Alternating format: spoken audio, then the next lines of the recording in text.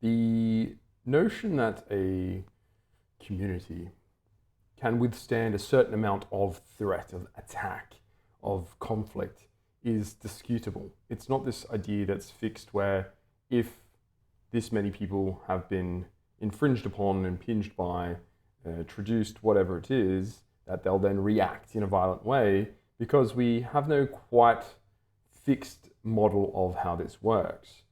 The idea, I think, primarily for this discussion in particular, is that we want to understand what is the breaking point of the West. When does immigration, when does social and communal attacks on the populace become so overbearing that there's a reaction? How does it catalyze action out of the layman, particularly in places like the UK, which has gone through some unforeseen and irreparable damage with the Pakistani rape gangs, as well as other immigrant communities doing other very misbegotten and deleterious behaviors. And to understand all of these things from these interlopers, we can try to gather the information from a historical analogy. So I'll use the Roman Empire as the basis of the argument here around how they understood diversity and its support and what that meant for the empire and its quality of life and its holistic approach to continuation of Rome rather than just a fragmented mess of different communities all operating under the guise of Rome, which is obviously what ended up happening to Rome. Basically, the way to think about this is the idea that you have solidarity and homogeneity and a monolith of one social group, one tribe. This becomes so large in an empire sense that it fractures into subgroups, and when you have subgroups, you have divergent interests, divergent knowledge. Communities become their own ensconced units. There's an atomization. And so in this, we obviously start to get interrelations within a state, and particularly in the nation state. So understanding this dynamic, we can reduce it down to the communal level and the village, parish level, something like this, where there's a still notional agreed social cohesion, whereby we're approaching these things from interfamily rather than an intra-family perspective. So we have all these relations. How do they get managed under an umbrella? And the social group there is this, and the shibboleth for that is that. But our understanding then has to be subsumed into the grander notion of an empire. This particularly goes for the Anglo Empire, which now is America, plus, say, Anzac, with all those countries, and then the rest of the EU. How it's now it's basically the American empire in that way. And so because you've extracted out of what is quite a small community to the largest community or empire that's ever existed, what does that mean? What's the breaking point for those things? Because we have to now think on grand scales, then grand events have to catalyze transition changes, particularly when it comes to force and action. So there isn't a particular breaking point at this level, except for something as monumental as a war. So that's an exogenous force. When we're talking endogenous forces, then there's an insular level of ablative environment here where if things can happen internally to a large degree without any change, without any political ramifications. So there's a shock absorbing effect here with this in-group and out-group. A very small attack from an external enemy, so if Russia had launched one missile from one boat on a European country, would be a huge catalyzation and would cascade into what is a global war probably, or some sort of regional conflict. But an intergroup where you have a Russian immigrant raping and stabbing numerous amount of your own citizens, which would cause undue damage, or like you could say unparalleled damage compared to one missile which gets launched into nowhere. You can see how one has much more actual direct effect on your particular sovereignty and on your particular person. The risk you face from that is much higher than it is what you call a judicial or a particularly international affairs problem. So why is that? Why do we feel as if that's true? One case, we're willing to go and die for our country when it's under attack. In the other case, we're not willing to stand up to the grandmother who's been battered by a Syrian by a Syrian illegal immigrant. So how do we understand these things? And it goes a lot into how we've started to form and conform to an identity of ourselves. This is particular in the West because of the Anglo tradition now enforced upon the rest of the world. We're having an idea that there is no salient form of attack internally. anything that happens to us is isolated incidents from lone wolves or small groups who are disenfranchised, who aren't actually committed to any constant ideology, even though that they are. We pretend as if they're all isolated incidents.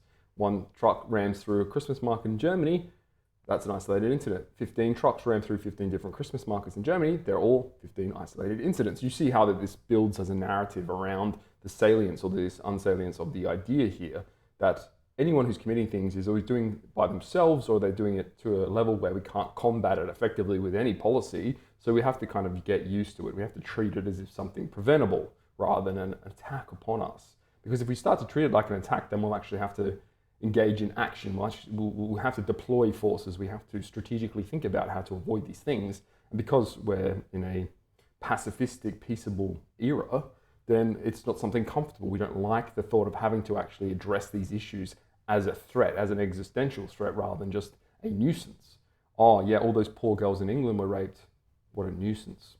This is how you see that develop, because the abstraction out of the communities and the atomization of society imposes upon us no moral framework to actually guide ourselves in protecting citizens, because we have the protection, it's just externalized. We've always said that we have an army, we have all these things that can fend off attacks from the other, from the alien, that now we've lost actually the internal. There's been a dissolution effect of this.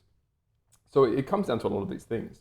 In Rome, and I've just pulled some charts here, but you can see that there's a massive distinction between, and this is particular in Rome, that you had citizens, non-citizens, and then you had slaves. And the slave class actually was probably underreported to a large degree here, but the idea was that if you're not a citizen, then you have very few rights, and if you're not even a resident but you're a slave, you have virtually zero rights.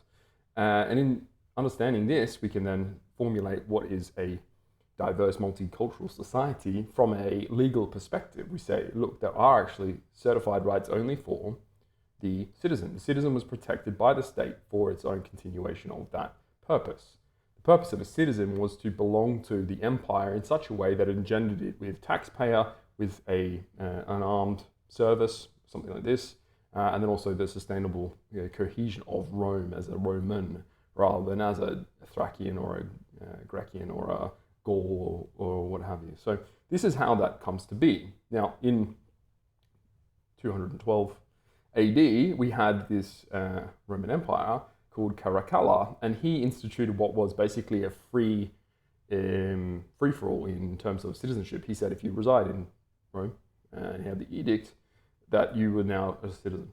So he extended citizenship to everybody basically who resided in the empire, and what happened was he tried to enlarge his taxpayer base, enlarge the conscription base for the army, and these things, but what he really did was dilute the value, dilute the actual quality of a citizen. He just said, oh, more should be better, therefore more is better, rather than understanding what that premise actually means. And so he constituted a basically completely different empire post his rule. He lost all, you could call it congruence, from what is Rome traditionally to New Rome. And in New Rome, it was who identifies with who is now much less important. There are more options for fraction, and this is how you can then see the relationship to something like Christianity being enforced and remodeled on a much more utilitarian basis, on how many varied personas can now gravitate towards an idea is now only restricted by certain things rather than being an ethnic or some sort of relationship, tradition-based religious system. And then under certain different versions of this mindset of this idea, you get the new idea of a new community, and that new community is now a threat and is attacked by different ones in different ways. So this is how we start to see that fragmentation result in what are internal and internecine wars, which now affect the greater empire. And obviously, you see how it is easy to tell the decay of the empire from these small inconsequential edicts, which start to pile in to the grand effect of, we can see what was once now glorious is now no longer as shiny and lauded. Now, the follow-up to this, I guess, is that Romans were not the majority even in Rome itself. So in the region of Rome, they were outnumbered by slaves, and even though I know this chart says as citizens, It was about 3 to 1 in terms of slaves to citizens. They were obviously transient and they didn't have the same representation in many ways, so it was fine until you start to see what is the establishment of a citizenship based on all of these other things. Then a slave can theoretically become a citizen just by having a few small changes in their legal status. And then when you have a slave rise up to the equivalent of what was his previous master, then trouble is obviously going to brew, because now you have a lot of resentment, but also the ideas clash. My ideas are now equal in value to yours legally. And so there were some changes in legal Roman jurisprudence, because they had to then cater for Romans in Rome, particularly in the Italian and the cities. But in general, this is the issues you start to face when you treat people equally, or you try to treat them as units extracted and abstracted out of who and what they are, how they believe and feel. Then you get this type of, let's say, idiotic governance. And we're exposed to that in a lot of many ways currently, where we see, look, immigrants, they only have to be here naturalized for 5 years, 10 years, now they have citizenship, now they're equal to the native population in every single way and fashion. You're racist if you think that's not true. How you can be racist against a Polish person if you're a Lithuanian or a Ukrainian or something is very unclear to me, but this is the general consensus, is that you're a bigot or a xenophobic if you don't like the idea of having equal rights to someone who has no ethnic or traditional connections to the place that you live. And in doing so, you're clearly diluting something. So either they're diluting themselves by coming, the quality, or you're being diluted. And it's very clear, obviously, bad immigrants move to nice places and therefore dilute the natives. It doesn't work the other way around. That's called colonization, and it very clearly improves the status. But they didn't have citizenship to begin with. They just had land rights, which are not legal and enforced only by the point of a spear. Now, if you can't enforce them, then you lose the rights to them, and then they become subsumed into what is the colonial government, and the government then divvies out the land to settlers, and you have a settled colony or what have you. And you can see how the understanding of the legal premise here goes into this. Now, because we've established what is the legal precedent for rights, then we have to go into which communities has which rights. They all have the same rights. So now that the idea that a Pakistani rape gang can now have exactly the same rights legally as a law-abiding citizen seems facetious. It seems like an absolute joke. But because England in particular is monomaniacal about this idea of the fairness of law, because of the way the Anglo spirit is, you have to lump it. You are suffering through what is the comeuppance here, or the irony of a system which is attacked by itself, by its own existence, by its malformation. It is something where the host is forced to confront itself and eat itself. And it can continue to do this until it's basically dissolves and becomes non-functional. And it will do something like this. What's to stop, and this goes into the slippery slope of the English legislative arm of Parliament, is to say what's to stop your enemies from using the weapons you're using against them on you is nothing now, because you've played the hand, in which case I want to forbid certain speech, I want to forbid certain activities on certain groups. Well then, now that you're saying that, I can use any justification as long as I have the mandate to push through that legislation. Then I can get the result that I want. And if I want to punish this group here and this group here and this group here, discriminatory way, then I can. As you've established that as a precedent, that's fine. You've said that ethically we can do this, and there's no compunction and there's no inability for me to withhold on and consider the sake of liberal freedoms, then I also don't need to abide by those rules anymore. They aren't something that I want to stomach. This is how you get that. Now, you can see a little bit of that in America. America is also undergoing changes which, you could call it lawfare, have given rise to this idea that the communities are no longer cohesive. They weren't, obviously, for 200 years. You've had many, many different sort of societies. America's been basically 5 different countries smashed together. But it's much more clear and crystallized in its fragmentation now. You understand that the Latinos are looking out for themselves, the Africans are looking out for themselves, that the New York liberal is looking out for themselves, the California liberal is looking out for themselves, rather than understanding that, oh, look, we're in this fight together, we're rising as a nation, maybe we'll just fight together here. So it goes in both ways. You can't have what is this plethora or polarity of positions without having the uniparty, or vice versa. If you don't like the uniparty, then you can't have a cohesive nation. So this is something that the right-wingers might struggle to also comprehend and fathom, is that you can't have America as it is and also only be able to establish a prime position based on the majority. The underclasses will rise up and try to fight this. They always have and they always will. So you either separate them, which is the natural conclusion for me. If you want to have something which is socially cohesive, you need to get rid of the alien elements to it, the end. There's no other way to do it. You can't defeat these things in a debate room. You can't defeat them legislatively. You can't politic your way out of these things. They are just irreconcilable. Blood is the only way. There's obviously, by the meaning of blood, you don't mean shedding of it necessarily. It's more like the idea that it's intermixed also doesn't work because the purity of that, and this is not eugenics, this is the conceptual idea of blood, goes into what you have as the same. So if I have a Midwesterner, the blood of that Midwesterner, even if they're not actually Germanic stock or something, founding fathers, it's more like the blood doesn't go into a Texan, it doesn't go into a Californian, it doesn't go into an Alaskan in that way. It's not transferable. You can have obviously an appreciation towards something more singular, and if an American is now reduced to a very more comprehensible idea of a white American with notions of freedom or whatever, sort of spouted off ideas you have, then this is how you would start to understand what is the in-group and the out-group. In-groups and out-groups have the ability to deal with things differently because the way that we understand communities, an in-group obviously has to have a binding factor to it, and it traditionally is inalienable. It's not that it's a right, it's much more a representation of you as a person, as a living soul being. This, as we previously have understood it, was the Faustian feeling and bind us all together. When you have introduced a large-scale immigration like the West has done over the last 100 years, then you get what is much more differential equations on who belongs to where, to what, and how.